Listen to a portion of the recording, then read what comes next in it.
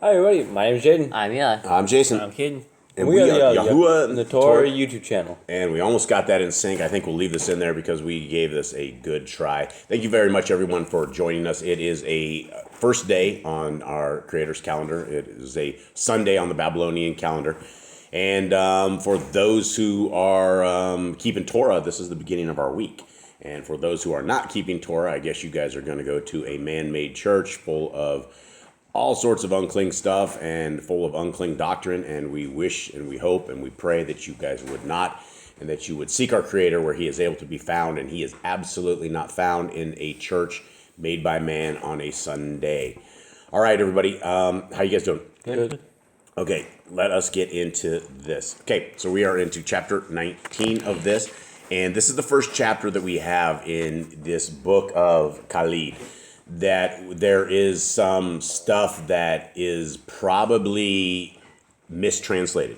It goes against a lot of what we know, but it could very well be something Messiah said. And so it's a little bit later down in this, and so it has brackets around it. And so when we get to it, we definitely want to study it and look at it and see what it is and see if we can figure this out. All right, y'all ready? Yep. Okay, when Yahushua spent the days in Jerusalem, the nights were spent on the slopes of Mount Olive, and the disciples built shelters close to a place where there was an olive press, or oil press. However, one day at eventide, Yahushua went to the house of Shimon the pure, where some women who were followers of his were living. Though the disciples were given food, little was said to them, for they being strangers, the people in the house were suspicious, and Shimon lay on a cushion across from Yahushua. After they had eaten and were talking together, a woman came from a house nearby. She was veiled and carried an alabaster jar. Now this was Mary of Magdala, whose father had been a merchant, but he disowned her, for she had lived with a centurion serving in the army of Rome. When he returned to his lawful wife, Mary had kept herself by singing in the taverns of Galilee. All right, so we get a little bit more about Mary of Magdala. Yeah. We knew she was at some level kind of a prostitute, but we didn't know that she lived with a centurion, anything like that, and we did not know that she was a tavern singer, which is you guys probably wouldn't understand what that exactly is, but that's one of those things that you're singing around the drunks, right? You're singing, you're hanging out with a lot of people who are there just to get sloshed and hammered, and so it's a rough environment, and so it just been very interesting, I suppose. 4. The woman unsealed the jar and poured a sweet scented oil over the head of Yahushua, seeing which some of those present were indigent, saying, "What a waste! What this could have been sold for a lot of money, which would have benefited the poor." Yahushua said, "Leave her alone. There is little point in being angry with her when all she has done is to honor me. You can help the poor whenever you like, but I will not be here much longer." Turning to Mary of Magdala, he said, "Why do you pay me this honor? For the cost to you must have been great." Someone said, "The price was easily obtained." Okay, why do you think that somebody said that right out of the gate? Because this was a very expensive alabaster jar. I remember in other texts that we hear. Yeah, like 300 pieces of silver, wasn't it? Yeah, it was huge amounts of money. It was just a huge cost. Why do you think somebody said the price was easily obtained? Jealousy, anger. Yeah, I think that was one of those slams, right? Because they knew who this woman was, and because of the way that they believed that prostitution is easy money, which it absolutely is not. But it was like a slam. It was a slam on this woman, is what I believe that they were trying to do. Now, this is where we get into some funky stuff, and again, it's italicized and it's also in brackets, which is very, very good. And so that should be our first clue that there's something funny here. But let's read this and let's discuss this. Mary said to Yahushua, "Sire, I am she who you saw in Panias. For when women reviled me, I came to you and said, 'Forgive my sins.' When you asked wherein I had sinned, I said, 'By loving while unwed.' Thereupon you said, 'That of itself is no wrongdoing and demonstrates greater love than that of many who say, the price of my love is marriage.' You said I gave the greatest form of love any woman can give. For, being virgin, I went to my love without the security of marriage, seeking in no way to bind the man. Yahushua said, with this man you did no wrong, and though your love was unblessed in the eyes of men, providing you loved truly, it was pure and sanctified in the sight of Elohim. The man, however, is not without sin in this manner, and will surely be called to a proper accounting. And though since leaving him you have done wrong, he bears his portion of the guilt. You chose freely not to be a woman reserved for marriage, a choice you could rightly make. Only should you now seek marriage, saying, though I love you too, now I have my price, would you be doing wrong? This being committed against Elohim, love, and your husband. All right. What do you guys make of this? This sounds wrong, but I mean, I think Sounds wrong. Let's discuss I this. think they committed fornication. She did fornication. Now, the very first thing he said is that by loving while unwed. Now, there's a difference between loving and fornication, right? You can love somebody without being with them.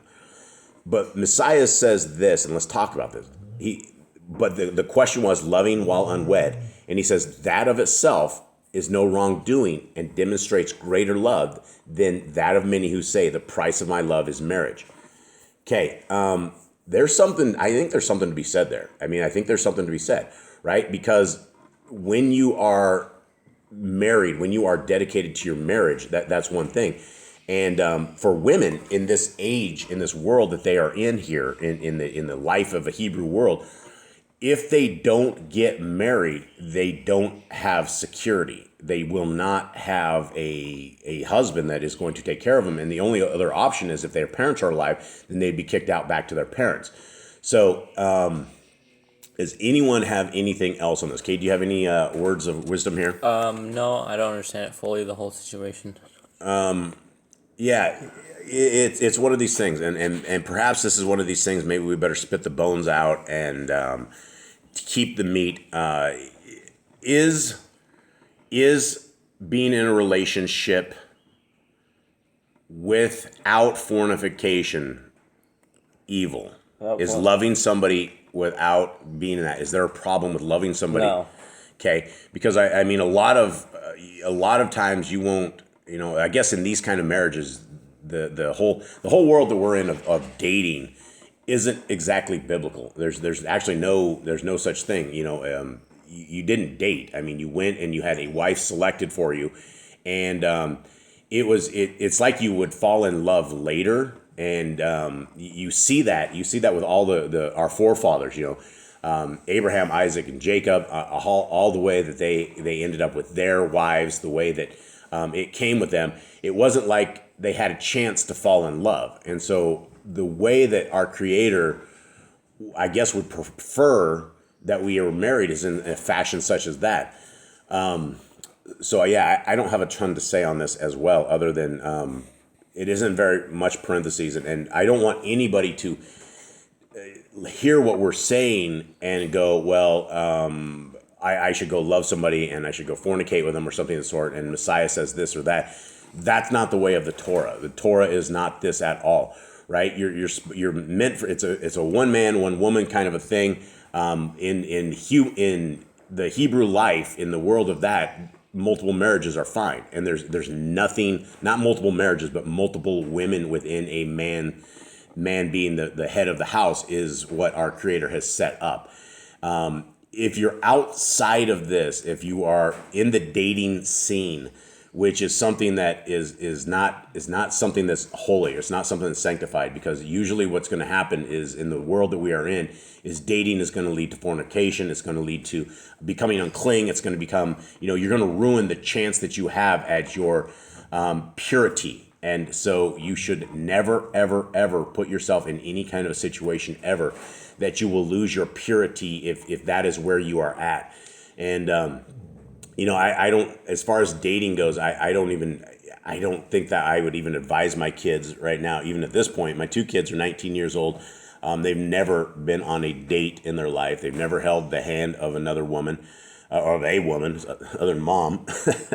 And, it's just, I wouldn't advise that you go out there because, I mean, to the world that we live in, it's one of those worlds that nobody waits for marriage. Nobody waits for any kind of thing like this. And our Creator will bring your spouse to you. Our Creator will find that one that you're supposed to be with. And it's very clear when you do find them that you will find that love and you will find that commitment. And so please don't take anything out of this that would go against our Creator's Torah, because that would put Boss Clan in a lot of trouble for going against that. So guys, please just be very careful that particular part. Verse 10, Mary said, "Sire, I have been a sinner, but have not sinned this last year, nor shall I again. Should I love once more? I will not now claim the rights of marriage which I once repudiated."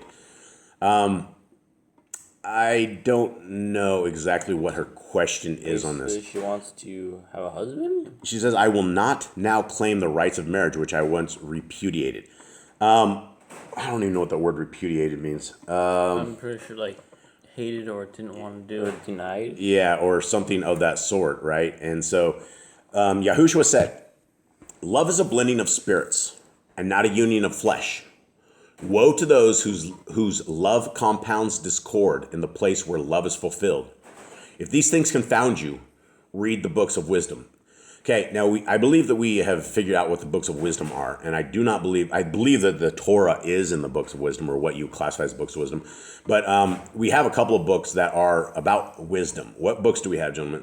We have Chakma, we have Proverbs, and third one. Ecclesiasticus. Yeah, it's a rock. And so we have those. If you look at them, there's a tremendous amount of stuff in there about them.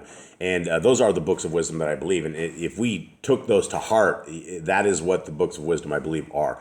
And if any of you guys out there actually know of that we are wrong on that, or if the books of wisdom are something else, please let us know so we can discuss this as well.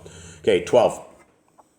During this time, those in positions of power were taking counsel as how they might take YHWH by guile and deliver him to the Romans, for they feared a rising of the people during the great festival of the Yahudim. Now Yehuda of Iscariot, son of Shimon, who had followed Joseph, the just, before coming to YHWH and becoming one of the 12 apostles, sought for the Messiah who would deliver the Yahudim. This is now believed to be another, not YHWH. This he now believed to be another, not YHWH, and he therefore sought to have YHWH held during the festival. Yehuda, unlike the other apostles, was a Yahudim, therefore he was unrestricted. So right there, we hear that Judas was a Pharisee, right? This is why he was able to go to them where other people were not. So 14. Yehuda went to the council and said, "My master performs signs and fulfills prophecies which speak to the hearts of the people. Therefore, might they not proclaim him in the coming days?" The council said, "The people are ripe for revolt and troublemakers are many. We will take this one also. Reveal him to us and we will hold him. And for the service you will be paid in silver." One who sat in the council sent a warning to YHWH, saying, "Leave Bethany and go to Ephraim." But YHWH returned a reply which said, "Things are as they should be, and the prophecies will be fulfilled." Isn't Zacchaeus? I feel like Zacchaeus the one who sent that warning. I don't know. So it's good that not everybody hated Messiah. Not everybody was trying to. Every Pharisee had a hand in killing him. Yeah, not every Pharisee had a hand in killing him. Okay, 18. On the first day of the festival, when lambs were being sacrificed, the disciples came to YHWH and asked where the Pesach meal should be eaten. YHWH chose 2 of these and sent them away with this instruction: "Go down and cross the stream flowing eastward from the city. At a place where there is a covered well, there you will see a man seated with a water pitcher beside him. Say to this man, 'We thirst, but need more than water.' He will then arise, saying nothing, and you must follow him at a distance. And when you see him enter a house, go in also, giving this message to the owner: 'We come from the master.'